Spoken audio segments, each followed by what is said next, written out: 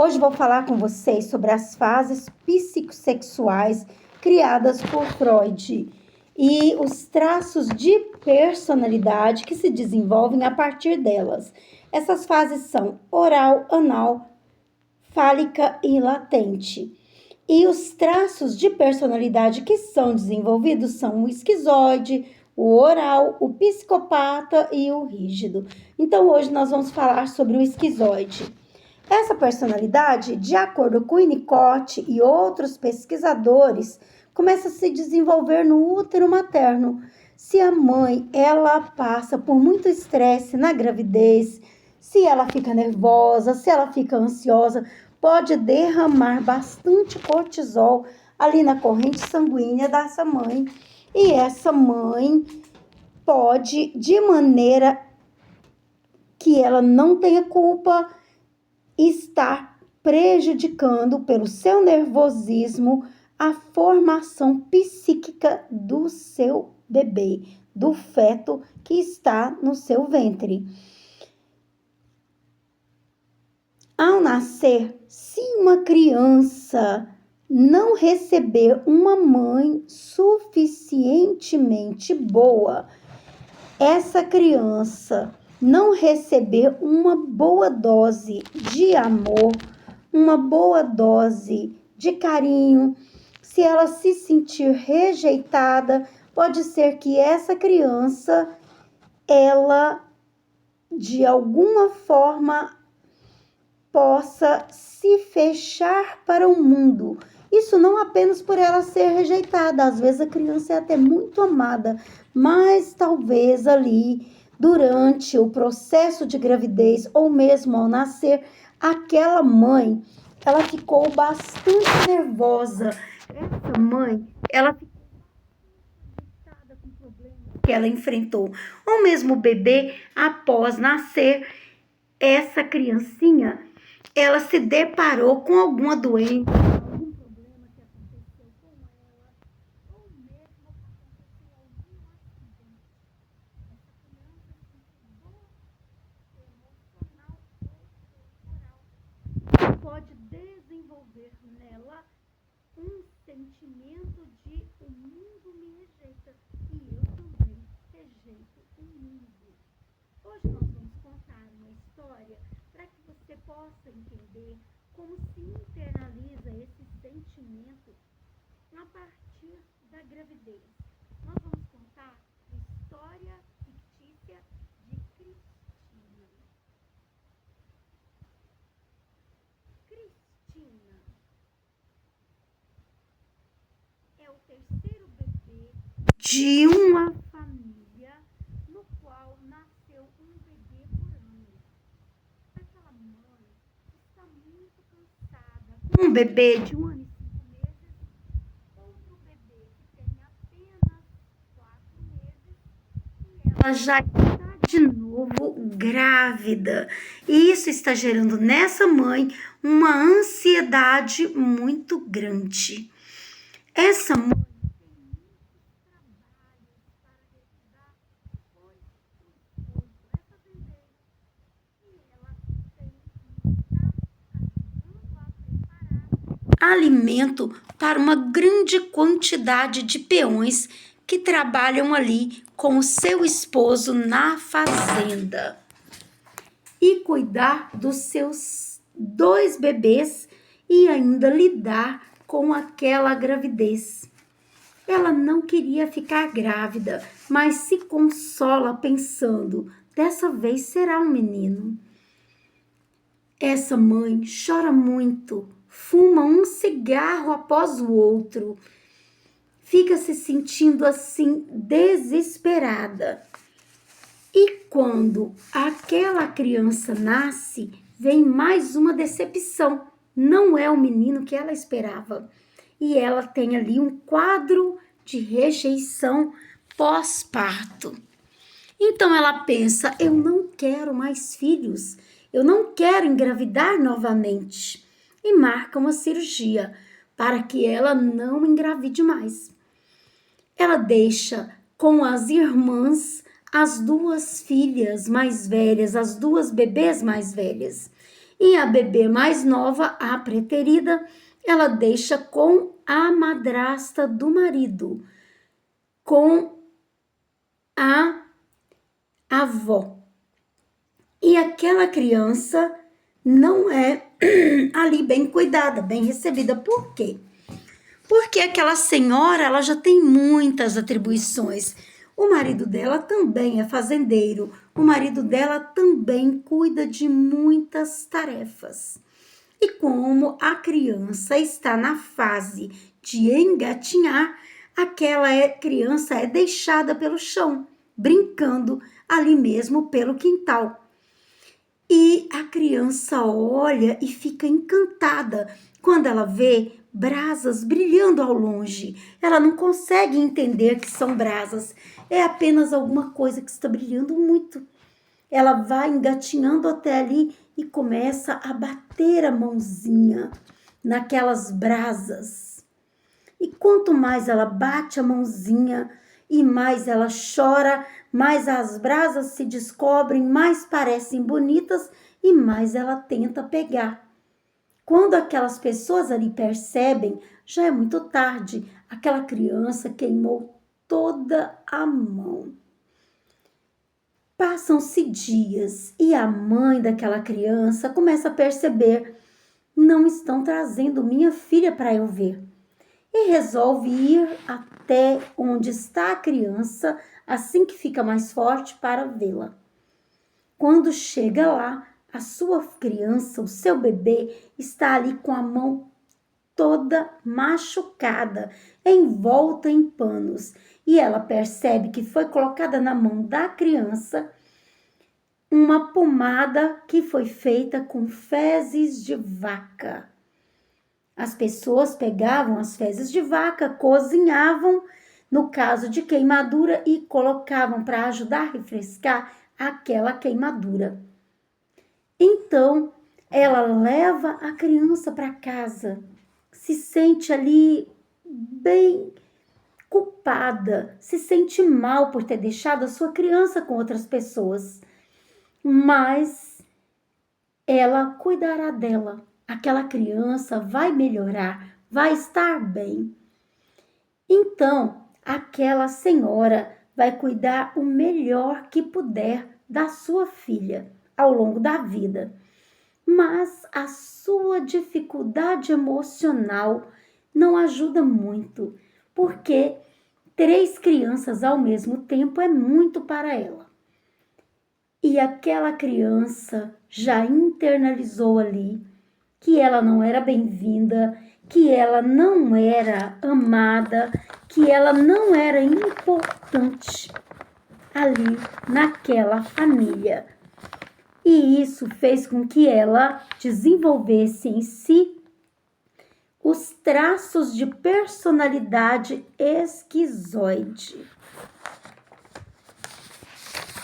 De acordo com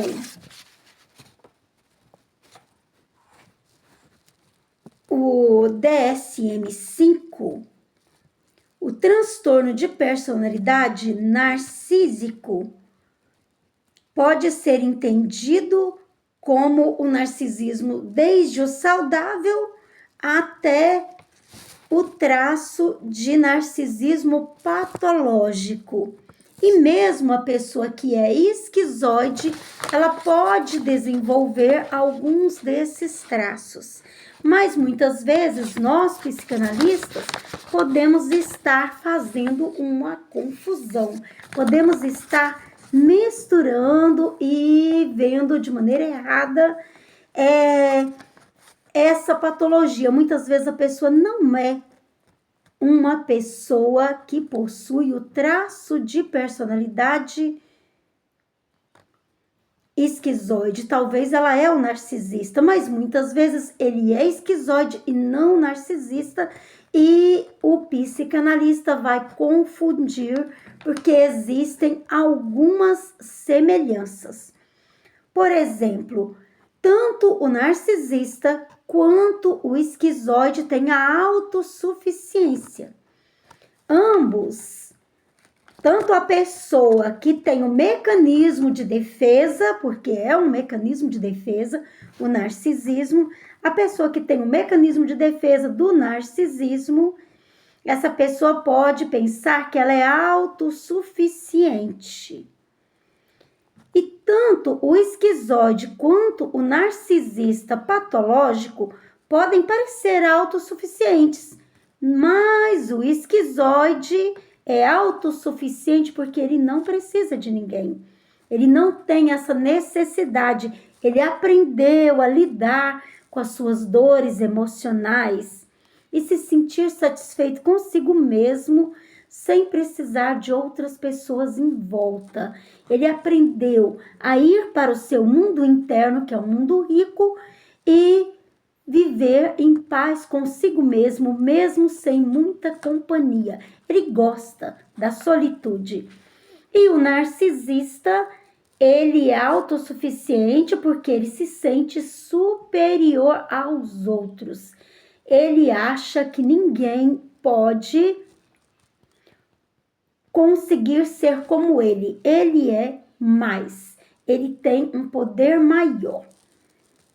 E como ele precisa de validação, ele vai estar sempre procurando passar por cima de alguém. E as dificuldades de conexão emocional? Como é que o esquizoide se mostra com relação à conexão emocional? O esquizoide tem dificuldade de conexão emocional. Por quê? Porque ele acha que conexões emocionais não são importantes. Para alguém conseguir chegar perto do esquizoide ou adentrar no mundo do esquizoide, essa pessoa ela tem que fazer jus ao modo de vida, ao modo de agir e ter respeito por aquela individualidade totalmente diferente da pessoa esquizoide. Compreender que ele é uma pessoa que gosta de solitude e tudo bem. E gostar dele do jeito que ele é. Já a pessoa que é narcisista, ela com relação às conexões emocionais, ele vai ter dificuldade. Por quê? Porque ele quer dominar as pessoas. Ele quer manipular as pessoas para que ele mantenha o seu status. A gente vê isso muito em grupos políticos, onde as pessoas fazem ali as suas conexões por interesse. Nós vemos muito isso em igreja, onde se manipula os outros, coloca ali os fiéis para trabalharem igual uns loucos, mostrarem serviço para quê? Para que o que está na dianteira ali se sobreponha, se mostre o poderoso, ou seja, mantenha o seu status. Ali existe um quadro de narcisismo.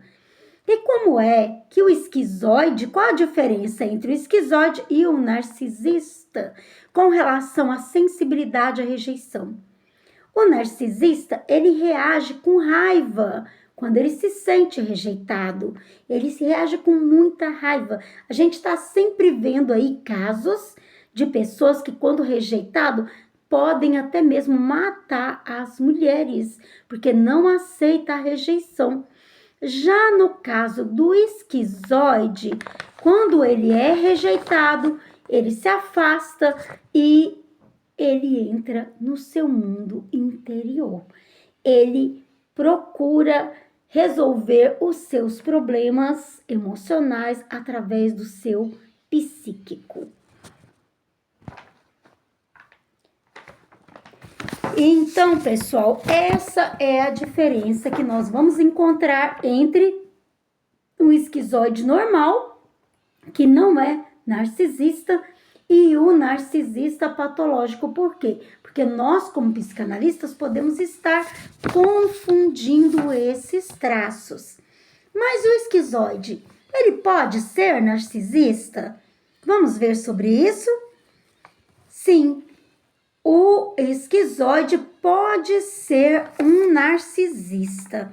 Porque se houver combinação entre ambos os traços, o mecanismo de defesa do narcisismo, se tiver havido ali um falso self na infância, e aquela pessoa também vier com traços do esquizoide, essa pessoa pode realmente desenvolver o narcisismo. Mas esse narcisismo é um pouco diferente do narcisismo comum, que é clássico, que precisa de validação, porque todos os outros tipos de narcisismo precisam de validação. Porém, no caso do narcisista esquizoide, ele não precisa de validação. O narcisista esquizoide são pessoas que muitas vezes são descritas, por exemplo, por Kemberg como pessoas de alto funcionamento psíquico. E essa sobreposição faz com que eles mantenham uma postura de intelectualização extrema e desprezo pelas pessoas comuns. Então, o narcisista intelectual, que é o narcisista esquizoide, ele pode ser frio, ele pode ser arrogante, ele pode se enxergar como superior, mas sem precisar da admiração alheia que um narcisista clássico busca. Então, pessoal, gostaram de aprender sobre o esquizoide e sobre a diferença que nós podemos encontrar no esquizoide, que é apenas uma pessoa internalizada, pode ser uma pessoa normal que não possui narcisismo, mas é uma pessoa reservada. Qual a maneira que o esquizoide normal vai diminuir o seu estresse? É através do estudo, é através de buscar assuntos interessantes. A pessoa esquizoide são as pessoas mais inteligentes que existem na face da Terra. Por quê? Porque como ele se refugia no cérebro, essa pessoa busca muito conhecimento, são os grandes cientistas, são os grandes descobridoras que existem aí na nossa humanidade. Então, essa pessoa, ela só gosta de viver ali no canto dela e pode fazer conexões verdadeiras com você. Pode ser um grande amigo, pode ser alguém que precisa muito da sua ajuda. Por quê? Porque ela usa a capa da frieza e do afastamento para encobrir uma dor, um recalcamento mental que ela fez por ter sido rejeitado na infância. Então, nós podemos ajudar se nós compreendermos. E isso também mostra que nós precisamos de ter respeito pela diferença das personalidades, não cobrando que as pessoas sejam do jeito que nós queremos, mas compreendendo que existem personalidades que não são como as nossas, são diferentes. E no caso do narcisista, ele precisa de validação. Já o esquizoide não precisa de validação de ninguém. Ele vive no mundo dele, ele procura se libertar da sua dor através de estudar, de se concentrar na arte, na música, no conhecimento científico e ir além. Ele tem um mundo muito rico. Então, quando se deparar com uma pessoa esquizoide, entenda, tem ali alguém que quer sim ser seu amigo, mas não é, talvez, de acordo com a sua personalidade. E você vai poder fazer uma boa conexão com aquela pessoa, respeitando o espaço e o limite dela. Se esse conteúdo valeu para você hoje, se você gostou de entender sobre o esquizoide e sobre o narcisismo intelectual, dê um like, compartilhe o vídeo para que mais pessoas compreendam como agem as personalidades.